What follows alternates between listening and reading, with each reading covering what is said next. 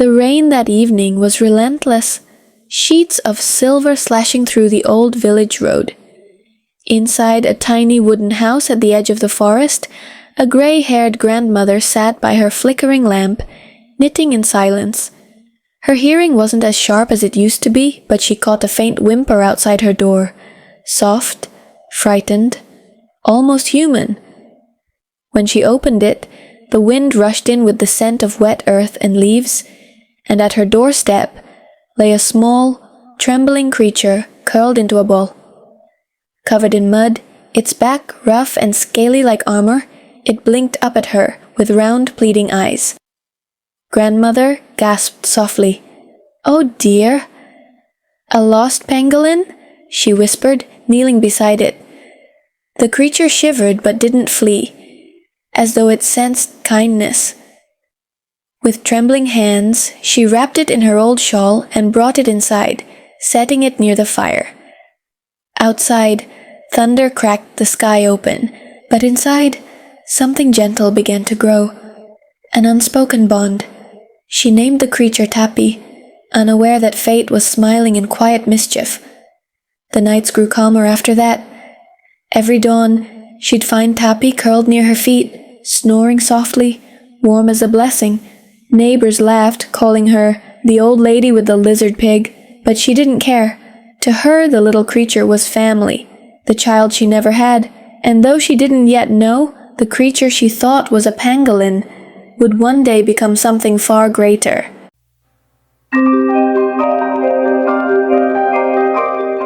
The storm had not yet ceased when Grandmother dried the little creature by the fire. Its tiny eyes followed her every movement, blinking curiously. When she offered it a bowl of warm milk, it sniffed first, then drank greedily. For the first time in years, laughter escaped her lips. Soft, rusty, and real. That night, she slept with a small heartbeat echoing beside her. At dawn, the rain had stopped, leaving the world smelling of renewal. She peeked at the creature, which was now exploring her kitchen. Its tail was short and stubby, not quite like the curled tail of a pangolin. Still, she smiled, calling it Tappy again and again until it looked up at her. The name stuck, gentle and easy, like the mornings they would share. From that day, life regained rhythm. Grandmother began humming while cooking, speaking to Tappy as if it understood. It listened, sometimes tilting its head, sometimes rolling on the floor in joy. The villagers whispered that the old woman had gone strange again, but her home, once filled with silence, now pulsed with life once more. Weeks passed, and Tappy grew fast, faster than she expected. Its scales seemed softer now, its nose longer, and its steps heavier. Grandmother thought perhaps the poor thing was just eating well, but when it started digging holes in the garden and bathing in the mud, she frowned. "What kind of pangolin likes water?" she muttered, amused yet puzzled. At the market, she asked the local animal trader for advice. He squinted at her description, then laughed heartily. "Madam, no pangolin swims. Are you sure it's not a tapir?" She blinked, startled. The word felt foreign, distant, impossible. Yet that night, as Tappy snored loudly, she whispered, "Tapir? Tappy? Maybe?" Outside, the forest rustled as if listening. Owls watched from the branches as moonlight fell across the hut. The world had given her a mystery disguised as a gift, and deep down, she sensed something greater binding her to this creature, something neither time nor truth could ever undo. Morning sunlight streamed through the window like ribbons of gold. Grandmother found Tappy waiting by the door, nudging her cane playfully. "You want to walk?" she asked, chuckling as it snorted in response. Together, they ventured into the forest path. Old woman and young beast. Each step left two prints, one wrinkled, one wide and fresh. Children from the village followed them at a distance, whispering in awe. "Is it a monster?" one boy asked. Grandmother turned and smiled. "No, just my companion." Her words carried warmth, defying their laughter. She no longer cared for human judgment. She had found her peace. When they reached the stream, Tappy splashed happily, drenching her skirt. She pretended to scold it, but her eyes sparkled with affection. The creature's joy reminded her of forgotten springs in her youth. For the first time in decades, she felt alive, needed, whole. And the forest seemed to echo their laughter back like a song. Seasons passed quietly, as they always do.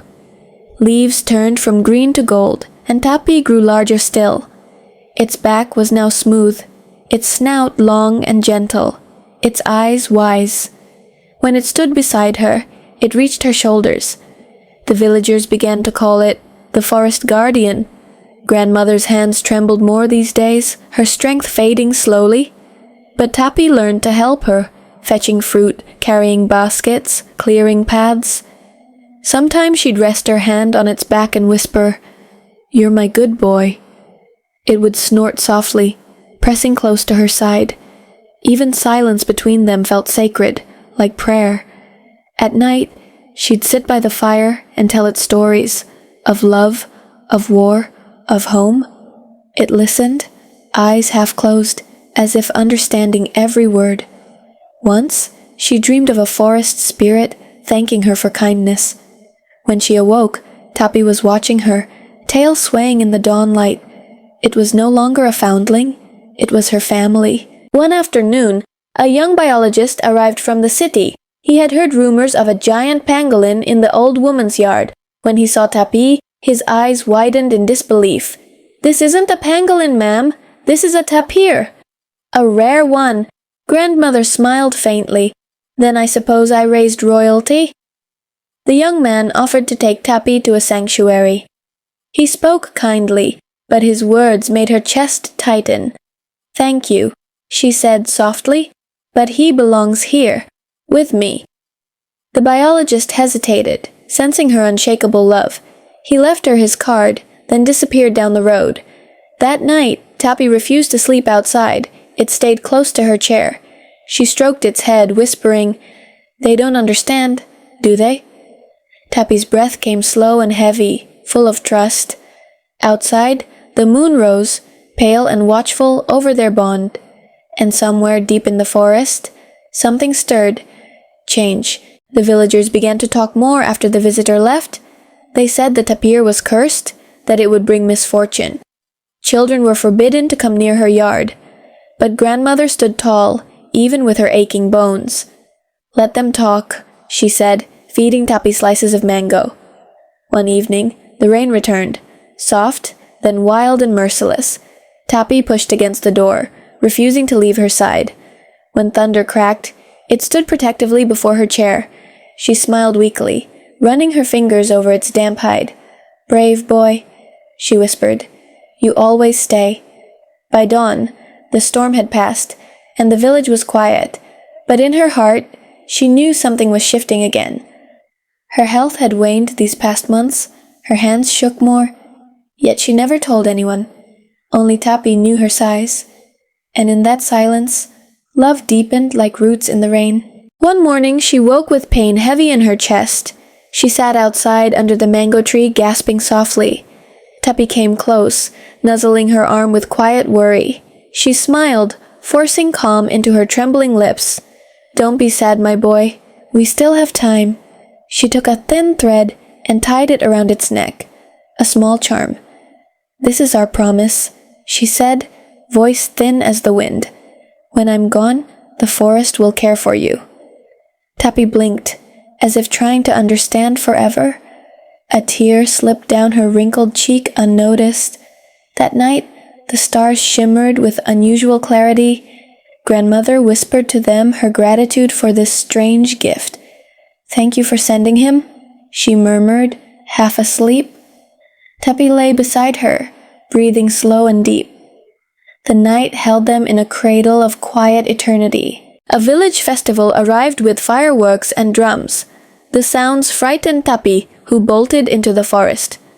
Grandmother called after it, coughing, clutching her chest. Villagers saw her stumble, their laughter dying in their throats. "The old woman's beast has run away," someone shouted. She ignored them and staggered toward the trees. Her lantern swayed, casting trembling shadows on the path. "Tapi!" she cried again, voice cracking in the storm of noise. Only the sound of crickets and distant thunder replied. Still, she kept walking, stubborn as love itself. At last, she reached the clearing by the river. There, Tapi stood trembling, confused by the lights above. She dropped the lantern and embraced it tightly. "Never run from me again," she whispered, sobbing softly, and for the first time, the tapir made a sound like a cry. After that night, she fell ill. Her breath grew shorter, her steps smaller, her laughter rare. But Tapi never left her side, not even for food. It followed her slow movements, eyes filled with sorrow. Even the birds grew quiet around their little home. She often sat on the porch, looking toward the forest. "Tapi," she murmured, "you'll live longer than I will." It pressed its nose to her hand in protest. She smiled faintly. "Then promise me. Stay gentle." The creature nodded, or maybe she only dreamed it did. The days grew cooler, the light dimmer, the forest still. She began giving Tapi more food, whispering blessings over each meal. Sometimes she thought she saw a young woman in white by the trees, a spirit perhaps waiting, but she was not afraid anymore, only grateful. That night, the air felt different. Heavy, slow, eternal. Grandmother sat by the fire, her shawl wrapped tight around her shoulders. Tapi rested beside her, head on her lap, breathing softly. She stroked its ears one last time, humming a lullaby. The flames flickered, painting memories on the walls. "Sleep now, my good boy," she whispered. "You've made my life full." Her eyes closed as the fire dimmed to embers. Outside, the wind carried the scent of flowers from the forest. Tapi lifted its head, sensing the stillness that followed. Then it let out a long, trembling cry that echoed for miles. When dawn came, the house was silent. The villagers found Tapi lying by the porch, unmoving but alive. It refused to eat or leave, guarding the doorway faithfully. And somewhere deep in the forest, a white butterfly drifted past the trees. The beginning of morning and the beginning of legend. The house felt empty without her voice. Dust began to gather on her sewing table, on the lamp, on her old cane. Only Tapi remained, motionless, eyes half closed in sorrow. Days passed without a sound except the wind through bamboo. Grief had made even the forest quiet.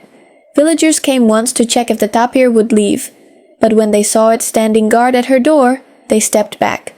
One man whispered, "It's protecting her spirit." Another shivered and said, "Let it be." So the hut stood untouched, a shrine of love. At dusk, Tapi wandered to her grave behind the mango tree. It sniffed the fresh soil gently, then lay beside it. The charm she tied still hung from its neck, faded but whole. Above them, the stars blinked like watchful eyes, and the night breathed with a quiet kind of mercy. Weeks slipped into months, and Tapi began to roam. It followed the same paths they once walked together. By the stream, her laughter seemed to echo faintly. By the orchard, her scent lingered in the air. Everywhere it went, memories walked beside it. Animals of the forest began to recognize Tapi. Birds perched near it, foxes crossed without fear. Even the old trees seemed to bend when it passed. They whispered as if the forest itself mourned with it. The tapir had become a creature of legend. Sometimes villagers caught glimpses of it near the hill. They said it waited there at sunset, staring toward her grave. To some, it was a ghost's guardian. To others, a curse. But to those who listened closely, its sorrow was clear. Love, after all, does not end. It only changes shape. One day, a young girl wandered too far from the village. She followed a butterfly into the trees and lost her way. As night fell, she began to cry, clutching her small lantern. Then, from the shadows, a large shape emerged, silent, gentle. Her tears stopped as she met Tapi's calm, dark eyes. The tapir lowered itself so she could touch its head. It led her carefully through the forest trails she didn't know. When they reached the edge of the village, she turned to thank it, but Tappy was already gone, disappearing into moonlight. She told no one what she saw, only whispered, "It was kind." The elders nodded knowingly when they heard her tale. They said the old woman's spirit lived on in that creature. The girl began to leave offerings of fruit by the forest edge. Sometimes the fruit vanished by morning, sometimes it didn't. But every time she prayed, she felt watched over. Years later, the rain returned, the kind that floods memory. The village trembled under storms and roaring rivers. Houses near the edge were washed away in the night, but in the morning they found something extraordinary. A tapir, standing guard at the bridge, refusing to move. Its massive body blocked the water from reaching the huts. The villagers worked beside it, strengthening the barrier. When the rain stopped, the bridge still stood firm. The people looked at the beast with newfound awe. No one dared call it cursed again. That night, they left baskets of fruit and flowers by its path. Tappy didn't eat much, just sniffed and wandered away. But in the starlight, its eyes shimmered with quiet relief, as though it finally understood why it had stayed behind. To protect what she once loved. A traveling scholar came seeking the guardian tapir. He found Tappy grazing near the old house at sunset. "Magnificent," he whispered, sketching quickly in his book. He noted the charm still hanging around its neck and how it never strayed far from the grave behind the mango tree. He asked the villagers about the old woman who raised it. They told her story of kindness, laughter, and quiet devotion. The scholar wrote every word with reverence. "This," he said, "is not just an animal story. It's a legend of love," and for the first time, the village felt pride instead of fear. Before leaving, he placed a lantern before the old hut. When it glowed, Tappy stood beside it, watching silently. The scholar bowed, as though before a spirit. "May you find peace," he whispered, voice trembling. And somewhere, faintly, a wind carried her laughter again. Years passed, and the mango tree by her grave bore fruit again, golden, sweet, and heavy with scent, more than ever before. The villagers called it the Tree of Blessings. Tappy often rested beneath it, eyes half closed, content. Sometimes it would look up at the branches as if listening. Children came to play near the roots, fearless now. They laughed, leaving tiny handprints in the mud. Tappy would nudge them gently away from danger. The villagers smiled, realizing it had become their quiet guardian. The curse had turned into grace. Every night, Tappy slept near the mango tree. Dreams of her voice still whispered through its leaves. "Good boy," she said, over and over, like a lullaby. And though its fur had begun to gray, its eyes still shone, faithful, even after all these years. The world changed slowly as worlds do. New houses rose, old ones crumbled, and roads grew wider. But the hut at the forest's edge remained untouched. People said whoever tried to move it would fall ill. So it stood, an untouched echo of another time. Tappy grew slower, older, but still wandered the paths. Its steps were heavier, but its spirit undimmed. Sometimes it lay by the stream they once walked beside, and in the ripples it saw her reflection, smiling faintly. The forest had kept her image alive. Each sunset painted their story across the sky. Orange, gold, violet, the colors of memory. Tappy no longer feared the night. It only waited quietly for the day it might see her again, and the forest waited with it. Then came another great storm, fiercer than before. Lightning struck the mango tree, splitting its trunk in two. Villagers rushed to save what they could, but Tappy was already there. It stood against the wind, shielding the broken roots with its body. Rain poured like tears upon both beast and earth. By dawn the storm had passed, but the tree had fallen. Tappy lay beside it, exhausted, its sides heaving. The villagers found it shivering but alive. They built a shelter nearby to protect it from the cold. For the first time, the guardian needed guarding. When the rain cleared, a new sapling grew beside the old stump. Tiny leaves, trembling, kissed by morning light. Tappy lifted its head and sniffed the air. Somewhere, perhaps, she had planted that second tree long ago. Love, like roots, always finds its way back to the light. Time wore softly against the edges of the world. Tappy's fur grew white around its eyes, its steps slower each dawn. It spent long hours by the river, watching the sunrise alone. The forest creatures gathered around it in silent respect. They seemed to know its story and its nearing end. One night, the moon rose full over the old house. The air shimmered with stillness. As if time held its breath, Tappy walked toward the mango tree for the last time. Each step was heavy but sure, carrying the weight of love. It lay down beside the grave, sighing softly. In the moonlight, the charm around its neck glowed faintly. Then, from the shadows, a familiar voice whispered, "You can rest now, my good boy." Tappy's eyes closed slowly, peacefully, without fear, and the forest wept, but also smiled. At dawn, the villagers found the tapir lying beneath the tree, still, serene, and surrounded by blooming white flowers. No one had planted them, they had grown overnight. The villagers bowed their heads, tears falling silently. Even the wind seemed gentler that morning. They buried Tapi beside the grandmother's grave, 2 mounds beneath one tree, 2 lives forever bound. Above them, the sapling swayed in the breeze, strong and green. The villagers built a small stone marker there. It read, "They loved, and so they stayed." From that day, no one called it a monster again. Children grew up hearing their story at every festival. When rain fell, they said it was Tapi's blessing, and when mangoes ripened golden, they said it was her smile. Together, they had become the heart of the forest. The forest grew thicker, older, wiser. Generations passed, and the old village became a town. But at its edge, the mango tree still stood, grand and quiet. Beneath it lay 2 resting hearts, never disturbed. Children were told, that's where love defeated time. The legend spread from one house to another. Stories told of a tapir who never left its guardian. They called it Tapi the Faithful, protector of the forest. Some came to pray, others to weep in silence. All left feeling lighter, as if touched by unseen kindness. Sometimes, the wind still carried her lullaby, and in moonlight, shadows of 2 figures walked by the stream. No one dared to chase them. They simply watched. It was said that whoever saw them would find peace within a year. Love, it seemed, had turned eternal.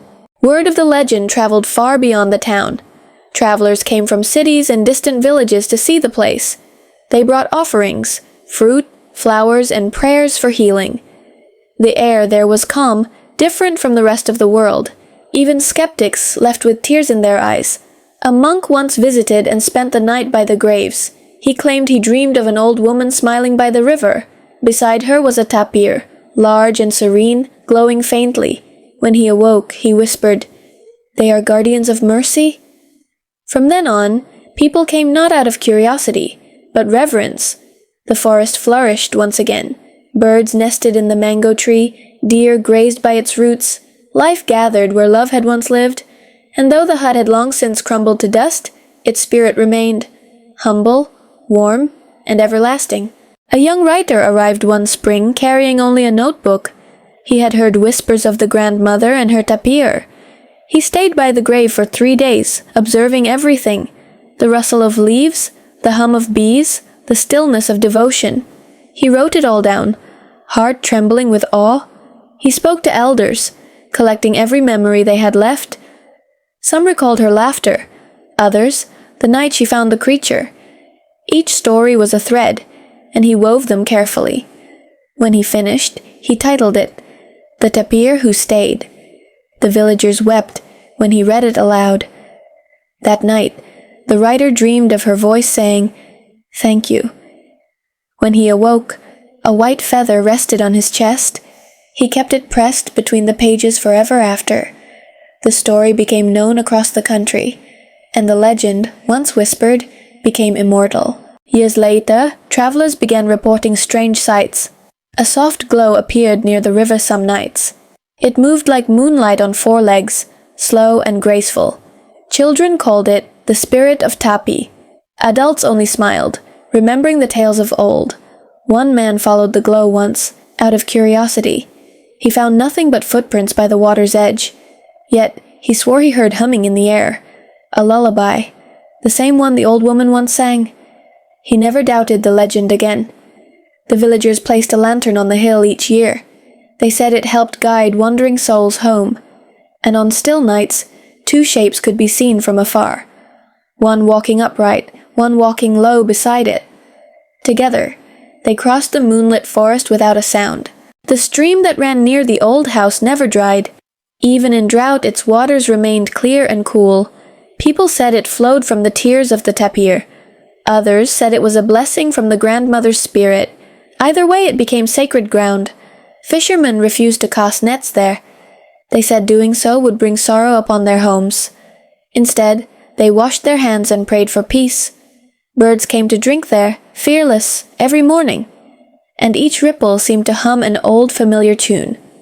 Once, a traveler dipped her hand into the stream. She said the water felt warm, like the touch of someone kind. When she returned home, her long illness vanished.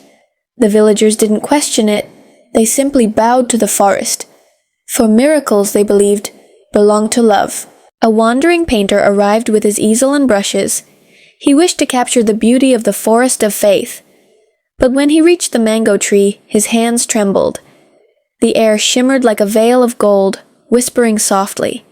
He painted what he saw. Two spirits walking hand in hand. The painting became famous in the nearby city. Critics called it the grace of the earth. But the painter never sold it, no matter the price. "It's not mine to give," he always said. "It belongs to them." Years later, when the painter passed away, his students returned the artwork to the forest. They placed it beneath the mango tree and burned incense. At dawn, the painting was gone, only petals remained, and the air smelled faintly of rain and old stories. The town eventually made a tradition in their honor. Once every year, they gathered at the forest's edge. Children carried small wooden tapirs, painted white. Old women brought baskets of mangoes and rice cakes. They called it the Day of Remembering. They sang her lullaby together beneath the trees. Some cried, some smiled, some simply listened. It was no longer just her story, it was everyone's. A tale of love that defied loneliness and fear. A promise that kindness always finds its way home. As dusk fell, they released lanterns into the sky. Hundreds of tiny stars drifted upward into the dark. And for a fleeting moment, one could almost see her there, standing beside her beloved creature, waving softly. The crowd bowed as if before a queen. Many generations later, a young woman returned to the town. She carried her grandmother's old photograph, faded and torn. On the back, it read, "My home, my heart, my Tapi." When she reached the forest, she felt something stir inside her. It was as if the air itself recognized her blood. She knelt before the grave beneath the mango tree. "Hello," she whispered, voice trembling. "I'm your granddaughter." The wind moved gently, brushing her hair like a caress. Tears rolled down her cheeks as she smiled. "I came to thank you for teaching the world love." That night, she slept beneath a tree, surrounded by whispers. In her dreams, she saw the old woman smiling warmly. Beside her stood Tapi, large and calm, eyes glowing softly. When morning came, she woke with peace in her heart. The past had welcomed her home. When the granddaughter returned to the city, she brought seeds. She planted them in a small park by the river. Within months, they grew into mango trees with golden fruit. People gathered beneath them, feeling inexplicably calm. Some said the air there carried the same forest scent. She built a small plaque under the largest tree. It read, "For the grandmother who loved, and the tapir who stayed." Visitors left flowers, poems, even children's drawings. It became a sanctuary for hearts seeking healing. The legend had traveled beyond the forest at last. Each year, she returned with baskets of mangoes. She scattered them into the river, watching them drift away. "Carry them home," she whispered, and sometimes, when the light hit the water just right, she saw two reflections walking side by side again. Time softened everything, the stories, the memories, even the grief. Yet the legend of the grandmother and her tapir endured. It lived not in books or stones, but in the hearts of the kind. For every act of love, someone whispered, "That's her blessing." And the forest, though old, never stopped blooming. One evening, long after sunset, the forest shimmered again. Two figures emerged under the mango tree. Faint, luminous. They stood quietly for a while, watching over the graves. Then, without sound, they turned toward the river. Side by side, they vanished into moonlight. The next morning, the villagers found the charm on the ground, clean, bright, and untarnished by time. They placed it atop the stone marker with gentle hands. Wind rustled through the leaves, whispering her final words. Love does not end. It only stays. That night, everyone in the village dreamed the same dream. They stood by the river, and the air shimmered with light. The grandmother appeared, dressed in white, her smile soft as dawn. Beside her was Tappy, majestic and calm, eyes like stars. They did not speak, but everyone felt the words within. "Care for this world as I cared for him?" she seemed to say. The wind carried her voice across the trees and water. When the villagers awoke, the world smelled of rain and flowers. They stepped outside and found new blossoms near the graves. Life itself seemed to have heard her call. From that day, the forest was protected by law and faith alike. No one dared cut its trees or hunt within its borders.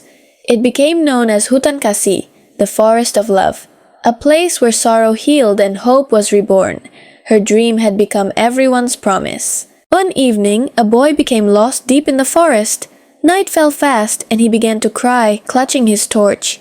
Then, through the mist, he saw a faint light ahead, not fire, but a soft, glowing shape. It was Tappy, walking slowly through the trees. He followed, heart pounding but unafraid. The tapir led him through the narrow paths, past the river. When they reached the edge of the forest, the light dimmed. The boy turned to thank it, but nothing was there. Only the scent of mango flowers lingered in the air.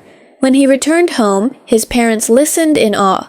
The elders nodded knowingly. "It still watches," they said. The boy slept peacefully that night, dreaming of a gentle song. And when morning came, he found a single white feather by his pillow. The guardian had returned once more. Years passed, and a caretaker was appointed for the forest. A quiet man who believed in spirits and kindness.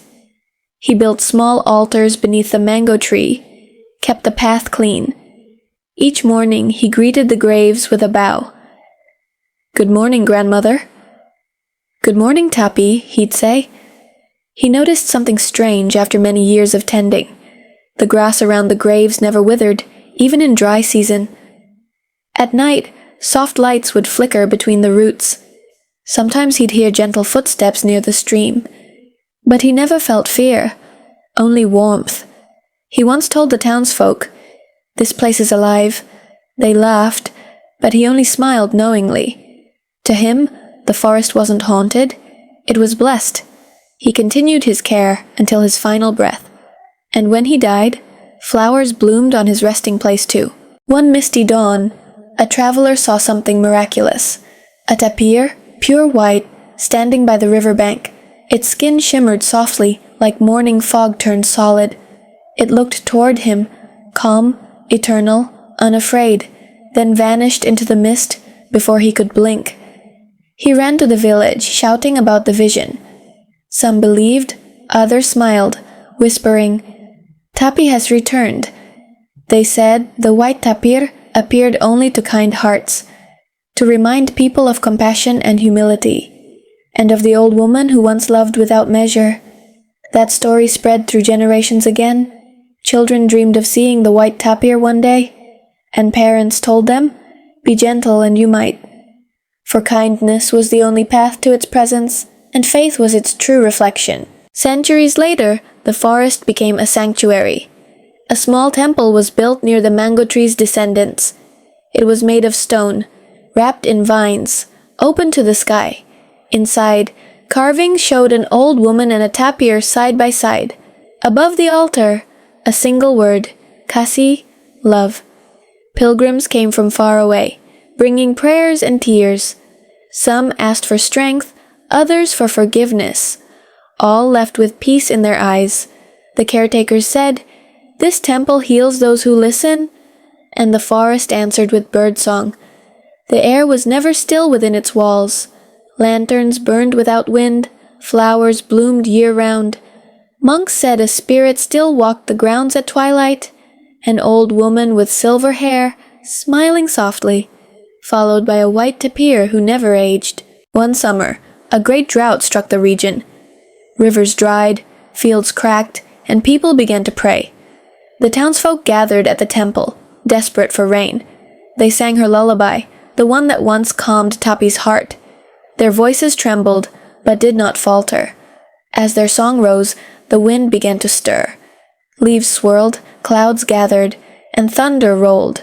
Rain poured suddenly, fierce and endless, drenching the earth. People cheered, but some only wept in quiet wonder. They knew who had answered. When the storm passed, a rainbow crowned the forest, a sign, they said, of her everlasting grace, and in that moment, even those who doubted believed, for love, pure and enduring, had touched the sky again. The forest had sung, and the heavens had listened. Centuries turned like pages of an ancient book. The world beyond the forest changed beyond recognition. Yet one night, beneath the full moon, she appeared again, her spirit, silver-haired and radiant, walking the old path, and beside her, Tapi, reborn in starlight. They walked together to the riverbank once more, the forest bent in reverence, every leaf trembling. She placed her hand upon the water's surface. Where her touch fell, lilies bloomed in perfect circles, each one glowing faintly, like memories reborn. She looked toward the village, now a city of lights, her eyes filled with peace, not sorrow. She whispered, "They remember." Then, turning to Tapi, she smiled. "Come, my dear. It's time to go home." As they stepped into the river, moonlight surrounded them.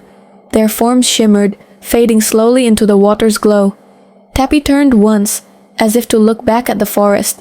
The trees swayed gently, bowing in gratitude. Then together, they dissolved into light. The next morning, the river was calm and clear. Fishermen found the surface covered in white petals. No one knew where they came from, yet all understood. It was their final blessing, a farewell of peace. Love had finally gone home to where it began. The townsfolk gathered silently by the banks. They sang her song one last time, soft and trembling. And as the final notes faded, a breeze swept through, carrying warmth, fragrance, and something sacred. Something that felt like goodbye and eternity. Years after the light vanished, the forest still thrived. It grew denser, greener, more alive than ever before. Animals nested safely. Water ran pure, air smelled of rain. People said it was protected by unseen hands, and no axe ever touched its heart again. The temple still stood beneath ancient trees. Pilgrims came quietly, leaving fruits and prayers. They said if you listened closely at dusk, you could hear footsteps, one soft, one heavy, in the leaves. A grandmother and her tapir, walking forever. The villagers taught their children the story again and again. They said, kindness never dies, it just changes form. And every mango that fell from the trees tasted sweet as memory. For inside each fruit, her love still lingered, unseen but never forgotten. At dawn, the valley glowed with golden mist. The river shimmered, calm as glass, and for a moment, two figures stood there again. A woman in white, gentle as morning, and beside her a great tapir, proud and eternal. They walked toward the forest's edge in silence. Each step was a memory, each glance a farewell. At the tree line, they turned once more to look back. The world was alive, full of love they had left behind, and the wind whispered their story to the trees. Then, like a breath of dawn, they vanished into light, but their tale remained, told in rain, in flowers, in dreams. The villagers still say, when the night is quiet enough, you can hear her voice. Good boy, you stayed. And somewhere, deep in the forest, a soft snort answers.